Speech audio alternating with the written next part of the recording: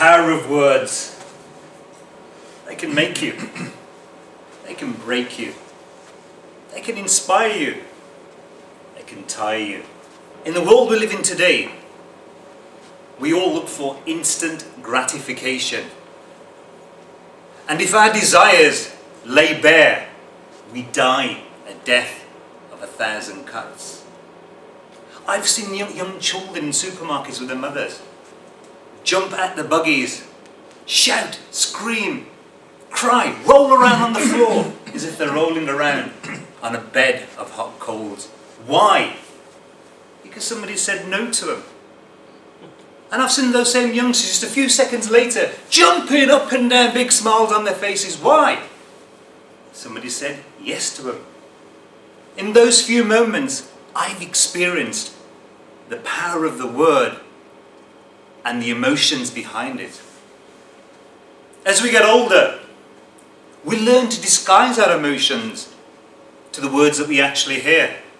Have you ever been in a conversation with somebody and you're saying, yeah, deep down you disagree with every word they're telling you. You're like a volcano ready to explode. From the time we're born, we listen to words, and those words program us.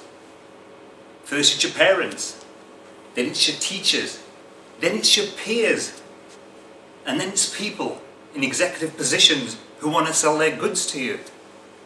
We may not be consciously aware, but our minds are flooded with an avalanche of negative words every single day. When you switch on your TV, you listen to your radio, or when you're on social media. Our minds have been calibrated in negative energy. When words become beliefs, they carry a momentum. They can change the destiny of nations.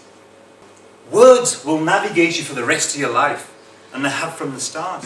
It's how you set your sail. That's the most important thing. I can remember my first day at infant school. My mother had to frog march me. I was kicking, I was screaming, I didn't want to go into school. 2 teachers had to come along and then wrench me away from my mother. And my top knot was under, there was tears in my eyes, and I was shouting and bawling, and I was breathing heavily through my nostrils. There was an ocean of faces. As I wiped my tears, I went and sat on the polished wooden floor. A boy tapped me on the back. He says, "Why are you crying?"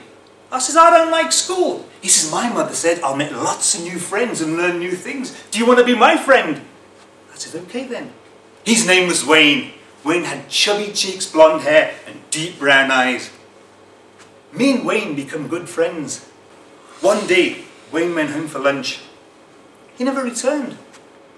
Late that afternoon, Mr. Woodward and Mrs. Robinson came into our class and asked us all, "Who's going to be taking you home?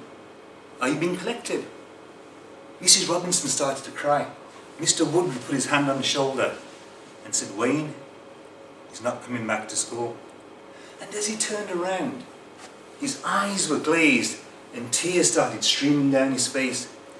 He says, "Wayne was hit by a car on the way home, and sadly, he's died." And one boy said, "Will he be back tomorrow, sir?" And I remember the vicar in the church saying, "Wayne is now playing with the angels." Wayne touched the lives of many in his short life, and he'll be remembered by all that knew him. Loss of Wayne left a strange feeling in me. I couldn't explain it, but the power of his words, when he tapped me on the shoulder and said, "My mother said I'll make lots of new friends and learn new things." Wayne gave me the courage to embrace friendship and learn new things. I went on from infant school to junior school, then on to senior school. I struggled at senior school. I couldn't express myself. I couldn't have a conversation with 2 people in the room.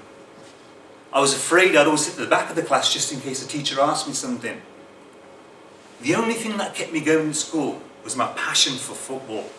Football asked no questions. Football had no language. Football had no barriers. When I played football, my concentration levels were like that, so high. I was like a bird being released from the cage. But when I played football, my father's words would always echo in my ears. Work hard at school, son. Work hard, study hard, become a doctor, a lawyer, or an engineer.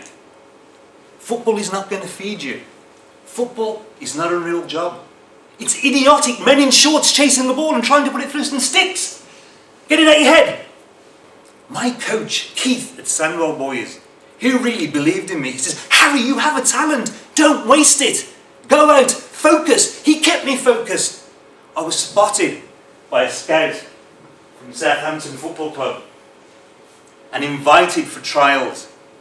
In the next game, you will be given a bib and there's a potential of discussing apprenticeship contracts with you. And as the game started, and as the other players started getting the bibs, I became nervous and anxious. My legs were heavy. I couldn't move. And the harder I tried, the more mistakes I was making. Now I found myself, I was chasing the ball around the pitch instead of staying in the position I should have been playing in. All of a sudden I went to a couple of really tough challenges, and I remember the coach saying to me, "Hey! Calm down." From nowhere, my father's words popped into my head. Football isn't going to feed you. Football's not a real job. I couldn't manage my emotions. From nowhere, with anger, tears rolling, I started playing more aggressively.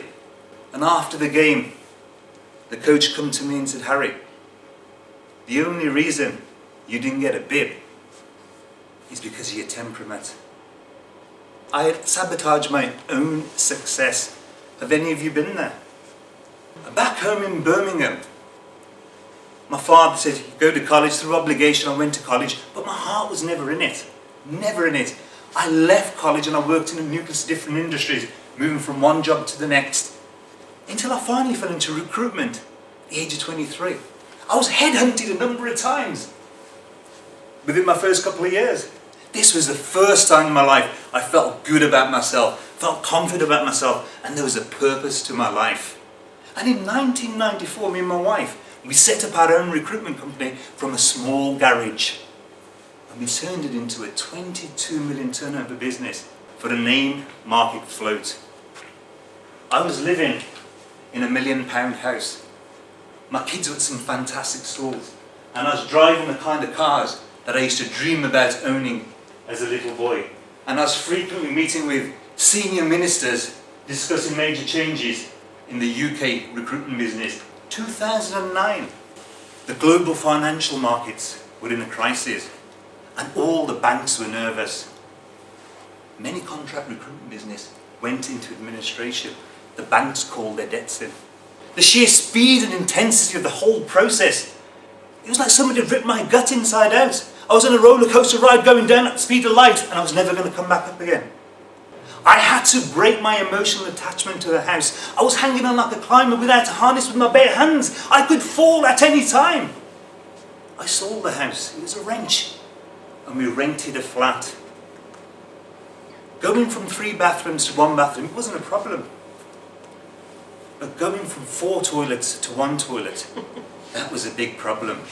Then we all learned the art of self-discipline very, very well. That was a challenging time.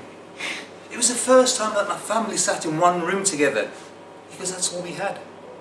But over the next 24 months, I saw my family get stronger, and we were encouraging each other, we were supporting each other, and we were celebrating the small wins that wouldn't have made our radar previously.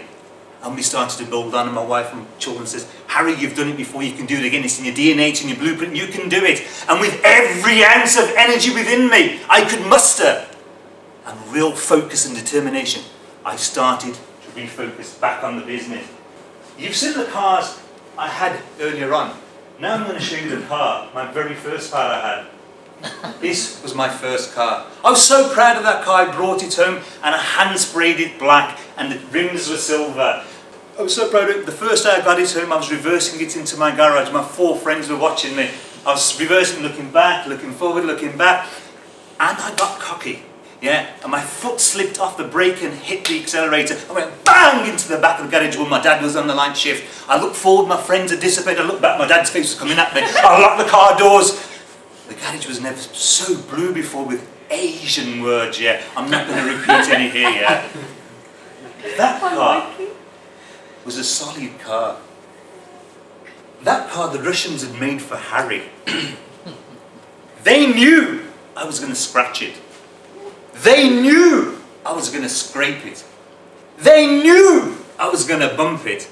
It just kept going. When it was cold, it was freezing. I put my key into the ignition. Brum! It would start. When it was really hot and I thought it's not going to start, it's going to hover, put my key into the ignition. Brum! It would start. And when I hadn't driven it for a few days, I put my key into the ignition. Brum. Oh, it's better than that. Brum. It would start. You're on the journey with me. It would start. That is how the universe has built you. We will have disappointments. We will have failures. We will have loss. You may not be the Ferrari of the human world, but you're built to keep going. The most important thing, built to keep going. And it's up to you to service yourself, to maintain yourself, but most importantly, put the right fuel in. We all know what happens if you put diesel into a petrol engine. It's going to cause you havoc. So in your mind, put positive words in, positive thoughts on, so that your journey is a smooth journey. Thank you.